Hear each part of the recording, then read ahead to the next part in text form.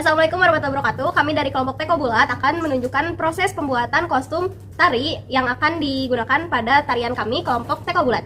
Selamat menyaksikan. Nah, untuk langkah yang pertama itu kita menyiapkan terlebih dahulu alat dan bahannya. Di sini bahannya kita menggunakan karung berukuran yang biasa digunakan untuk terigu ataupun beras dengan bobot 25 kg. Nah, untuk yang alat selanjutnya yaitu kita memerlukan sebuah gunting. Nah, dari karung yang tadi yang utuh itu kita buka si karungnya dengan cara menggunting sisi bawahnya, jahitan bawah, dan juga sisi kiri, jahitan kirinya, sehingga berbentuk seperti ini. Jadi terbuka karungnya. Nah, ini adalah proses pengguntingan dari karung yang sudah kita siapkan agar karung tersebut dapat terbuka. Untuk satu kostum itu memerlukan sekitar 2 buah karung. Setelah karung tersebut sudah digunting semua dan sudah terbuka, nah kita masuk ke proses yang kedua, yaitu proses pencucian agar karung tersebut bersih ketika kita menggunakannya ya. Nah, ini proses pencuciannya.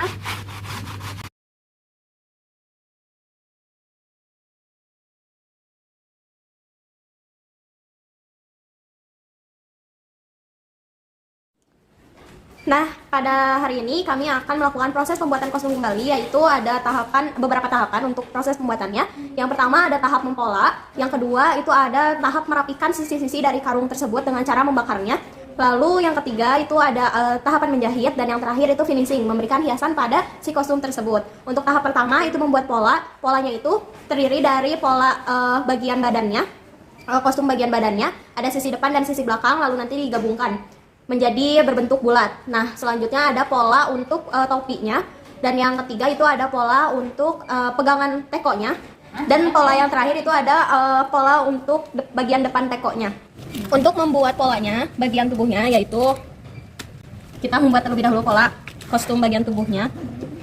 Dibuat dengan cara mengukur bagian sisi yang rapat itu 25 cm, ke samping dan atas 25 cm. Lalu dibuat bagian melengkung untuk bagian ketiaknya. Selanjutnya dibuat bagian lehernya dengan ukuran atasnya 7 cm dan ke sampingnya 11 cm. Setelah dibentuk pola seperti itu, lalu digunting dan akhirnya menjadi seperti ini.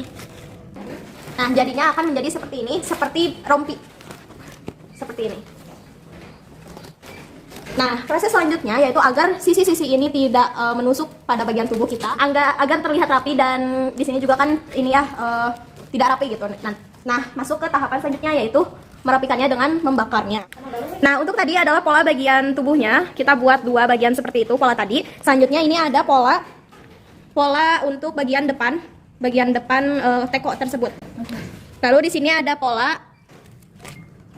untuk topinya, membuat sebuah topi. Dibuat menjadi 2 buah juga karena agar memiliki kedalaman gitu ya, menjadi 3 dimensi. Lalu di sini ada pola untuk memegang pegangan tekonya. Nah, di sini sedang ada proses merapikan sisi-sisi karungnya dengan membakarnya. Nah, selanjutnya di sini ada tadi sudah ada proses merapikan ya menggunakan lilin.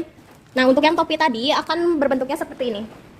Selanjutnya, setelah kita melalui tahapan mempola dan juga merapikan sisi-sisi karung tersebut, kita langsung masuk ke tahapan selanjutnya, yaitu tahap menjahit. Nah, untuk tahapan menjahit ini, yang pertama adalah menyatukan kedua karung yang sudah dibuat pola dengan bentuk tubuh, disatukan menjadi 2 bagian. Dengan caranya yaitu, setelah digabungkan, setiap satu sisi bagian karung yang sudah dipola untuk tubuhnya itu jahit sehingga membentuk kerutan. Dijahitnya lurus dulu seperti biasa, lalu ketika sudah di ujung ditarik menjadi sebuah kerutan seperti ini. Nah, ini adalah karung yang sudah disatukan, digabung menjadi baju atau menjadi berbentuk rompi dan terlihat 3 dimensi gitu ya, memiliki kedalaman. Nah ini adalah bagian mulut tekonya. Baik. Nah, itu yang sudah dipasang gitu ya untuk mulut tekonya. Untuk yang tadi terlewat untuk jahitan rompinya, nah ini juga ya di atasnya kita satukan. Nah, ini jahitannya seperti ini. Nah, selanjutnya pola yang tadi sudah kita buat untuk pegangan tekonya, kita pasangkan seperti ini di bagian belakang si kostum tersebut.